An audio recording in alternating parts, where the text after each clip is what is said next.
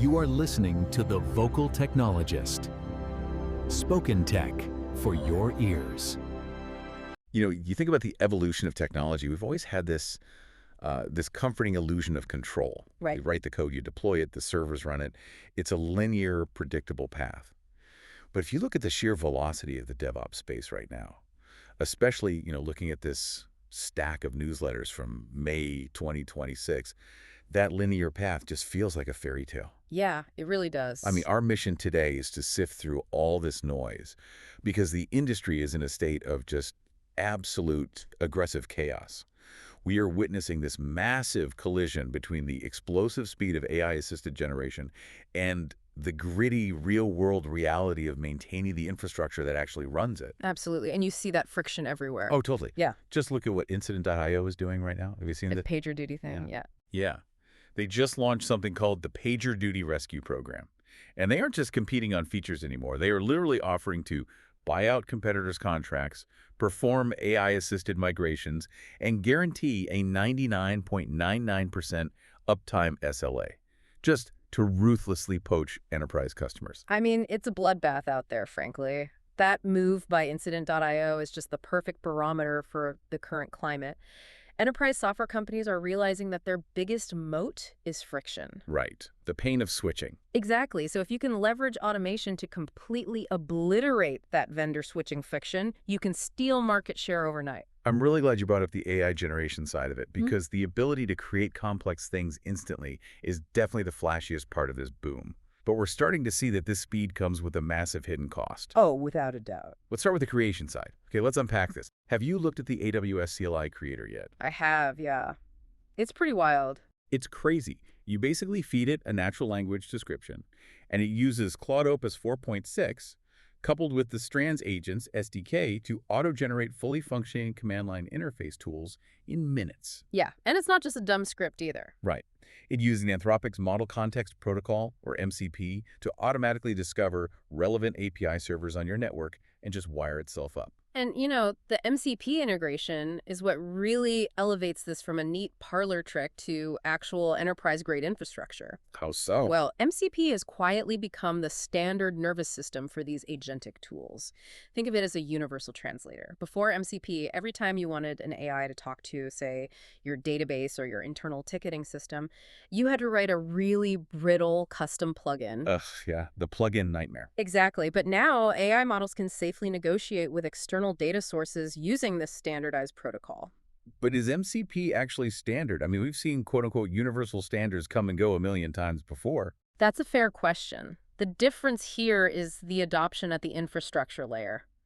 Docker, for instance, is leaning heavily into this. Oh, really? What are they doing? So in Docker desktop versions 4.56 and 4.63, organizations can now curate and distribute these MCP servers as portable OCI artifacts. Wait, meaning they're packaged exactly like standard container images. Yes, exactly. You can push an MCP server directly to registries like Docker Hub or, your internal Harbor instance, which completely circumvents vendor lock-in. Oh, wow. So you aren't tethered to OpenAI's plugin store or Anthropic's ecosystem. Right. You build a reusable, named configuration of an MCP server, share it across your engineering team, and swap out the underlying foundational model whenever a cheaper or faster one drops, all without breaking your toolchain. Okay, so the creation of net new code is basically democratized and containerized. But if you point this immense creation power at an existing massive legacy project, the cracks really start to show. Oh, yeah. That's where things get messy. Like, let's look at Bun. The incredibly fast JavaScript runtime. They're currently doing a massive high-stakes rewrite of their codebase from Zig to Rust, primarily to eliminate memory safety issues. Right, which is a huge undertaking. Huge. And they are relying heavily on AI-generated coding to do the heavy lifting. And I can't help but think of this like hiring a ghostwriter to translate a massive, intricate fantasy novel into another language overnight. That's a really good way to put it. Right. Because, sure, it passes the spell check, or in this case, the Rust compiler. But did the AI lose the plot? Like, Are there hidden logical holes that the original author carefully avoided in Zig, but the AI just blundered right into in Rust? That ghostwriter analogy is spot on. If we connect this to the bigger picture, it really highlights the trap of measuring the wrong things. What do you mean? Well, there's this great piece in the newsletters called 12 Ways to Be Wrong About AI-Assisted Coding, and it talks about this pervasive fallacy right now. We love to celebrate the sheer volume of output. Oh, sure. The burndown charts look amazing. Exactly. When an AI ports 50,000 lines of Zig to Rust over a weekend, management applauds. But metrics like lines of code written or tickets closed are simply measuring activity. They do not measure value, and they certainly don't measure safety. Because a compiler only checks for syntax and memory rules. It doesn't check for architectural intent. Precisely. The true cost of that overnight AI port isn't visible on today's dashboard. It manifests 6 months down the line as an overwhelming review burden for the human maintainers. Oh, that makes sense. Yeah, it shows up as creeping technical debt, subtle concurrency bugs, and untested edge cases buried deep inside code that, works perfectly 99% of the time. But when it fails hard. Right.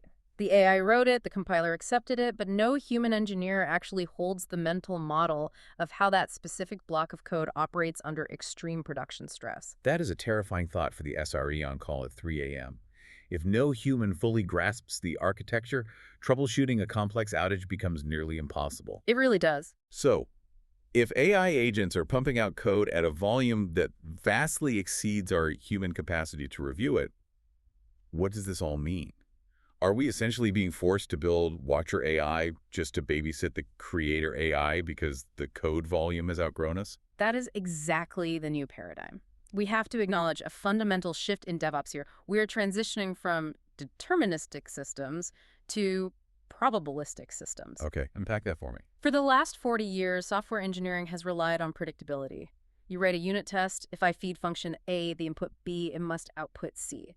But agentic systems don't behave that way. Because the exact same prompt can yield a totally different script depending on the model's temperature or, slightly altered context windows. Exactly. You are only defining the goal and the guardrails, not the exact path. So traditional CI/CD pipelines and static analysis tools simply fall apart when they encounter probabilistic code mutation. Which means the governance tools have to evolve to intercept the intent, not just read the output. Right. I was actually looking at Premtai, that new experimental tool from the CNCF. Have you dug into that? A little bit, yeah. It's fascinating. It really is. It's designed to act as a runtime guardrail for coding agents like Claude Code. And it doesn't just scan the code after it's written. It sits between the AI agent and the operating system. So it's intercepting commands. Exactly. It intercepts file reads, shell commands, network calls before execution. It applies policy-based rules to ensure the AI doesn't, accidentally wipe a directory or leak a secret while trying to solve a bug. Premtai is essentially an intent-based firewall. And we're seeing this proactive philosophy scale up to the enterprise level, too, with things like the AWS security agent. Right, because humans can't keep up. Exactly. AWS realized that humans cannot possibly manually review the avalanche of pull requests generated by AI agents, so they built an AI to police the AI. It's AI's all the way down. It really is. The AWS security agent conducts full repository code reviews, but it's not looking for simple syntax errors. It's analyzing the entire code base to build a semantic graph of the architecture. Wait, but how is that different from what a tool like SonarQuil has been doing for years? Static analysis already looks for vulnerabilities, right? Sure, but a traditional static analysis tool is mostly doing sophisticated pattern matching. It runs a reject search for hard-coded AWS keys, or it flags a known vulnerable library version. Okay, so it's fairly rigid. Right, it lacks holistic context, but the AWS security agent reads the repository to understand the actual data flow. Oh, interesting. Yeah, so it can detect if an AI-generated microservice is routing authenticated user data from a secure zone into a publicly exposed logging bucket in some novel way that no rejects would ever catch. Oh, wow. And Sysdig is taking that even a step further into runtime security, arguing that you can't just scan the repo. You have to observe the AI workload actually executing in the cloud. Yeah, that's crucial. Their monitoring system calls at the kernel level to see if a workload is behaving anomalously, regardless of what the static code posture looked like. Because the bottleneck in software development is no longer creation. Creation is solved. The new bottleneck is validation and governance. We are employing massive language models just to monitor the output of other massive language models. Okay, well, let's follow that logic for a second. If we have AI agents writing the code AI security agents reviewing the pull requests, and AI runtime agents analyzing the kernel logs. Yeah, the API costs. Exactly. That is a staggering, frankly absurd volume of API calls to foundational models. At a certain point, the compute costs alone would bankrupt a mid-sized engineering department. How is anyone affording to run GPT 5.1 or Claude Opus for every single trivial automated task? That is the billion-dollar infrastructure question right there. The sheer scale of AI agent activity is forcing a reckoning in cloud economics. You just cannot route every request to a frontier model. It's like using a supercomputer to calculate a restaurant tip. Precisely. So the industry is building infrastructure to automatically triage the workload. And here's where it gets really interesting. Take DigitalOcean's new inference router. This is such a brilliant piece of infrastructure. It really is. It sits in front of your applications and automatically routes outgoing AI requests to the most appropriate, cost-effective model based on the complexity of the task. And the engine powering that router is an open-source AI proxy called Plano, which uses a 30 billion parameter mixture of experts model, or MOE. Let's break that down for the listener, because mixture of experts is a term getting thrown around a lot right now. Are we talking about branching logic inside a single model?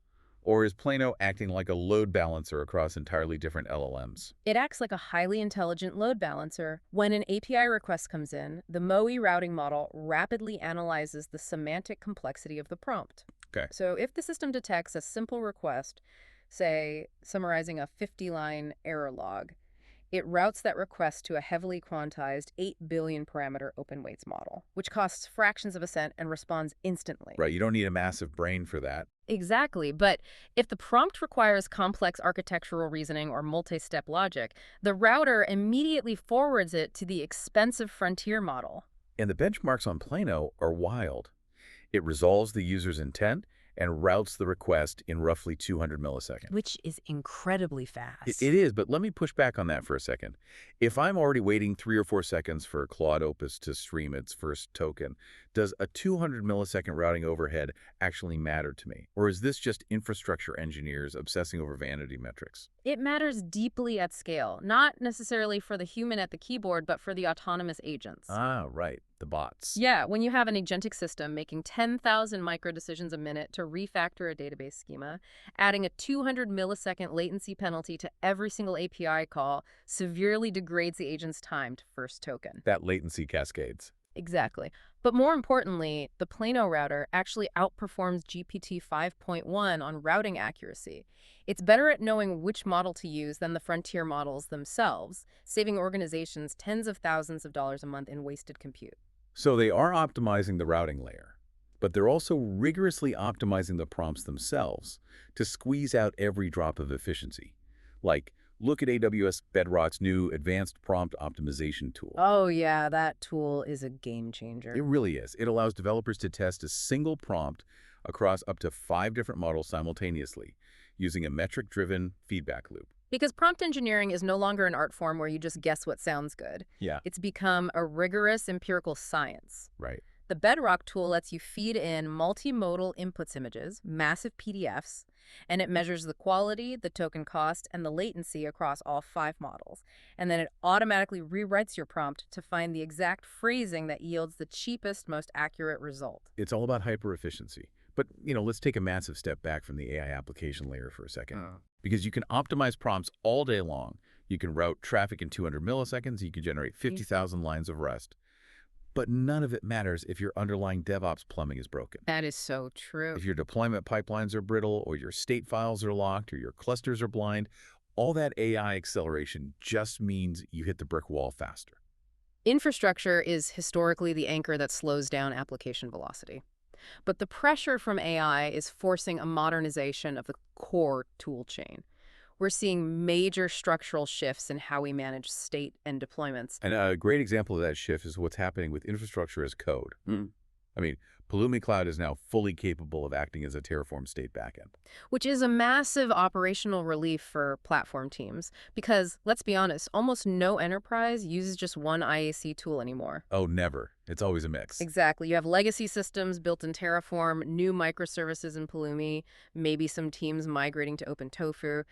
Storing state files across 3 different backends creates a fragmented security nightmare. So by unifying Terraform's state within Pulumi Cloud, you get a single pane of glass for role-based access control, encrypted state management, and AI-driven insights, regardless of what language the infrastructure was actually written in. And we're seeing that same consolidation in deployment workflows, too. Yeah. Octopus Deploy teaming up with Argo CD is a perfect case study here. It really is, because Argo CD essentially won the technical battle for Kubernetes GitOps. Right, it's phenomenal at synchronizing cluster state with a Git repository. It is, but it arguably lost the enterprise war. Large banks and healthcare companies don't just want raw synchronization. They need complex compliance workflows. Manual approvals, deep audit trails. Exactly. All of that before code hits production. GitOps is incredibly powerful, but it lacks the enterprise guardrails that traditional release management tools provide. So by layering Octopus Deploy on top of Argo CD, you get the technical speed of Kubernetes GitOps combined with the strict auditability required by compliance frameworks. It's just a really pragmatic merger of 2 totally different deployment philosophies. And once you deploy, you need safety nets. Yes. Amazon ECS just natively integrated linear and canary deployment strategies. So you don't have to just flip the container switch and pray anymore. Thank goodness. Yeah. You can shift traffic to the new version in fixed, tiny increments. If a CloudWatch anomaly is detected, automated circuit breakers instantly roll the deployment back. It completely removes human panic from the equation. But, deployment safety is really only half the battle. The data management side of CI/CD is undergoing basically a physics-altering upgrade. Look at what BuildBuddy is doing with their remote cache using content-defined chunking, or CDC. Oh, this is fascinating. Caching is usually incredibly boring, but CDC is brilliant. Let's dig into this for the listener, because traditionally, if I have a massive gigabyte-sized binary in my Bazel build, and I change a single line of source code, the hash of that entire file changes. Right. So the CI pipeline sees a new hash, assumes the entire file is new, and re-uploads the whole gigabyte to the remote cache over the network, which is wildly inefficient. Yeah. It completely chokes your network bandwidth and stalls the pipeline. But content-defined chunking abandons that file-level hash.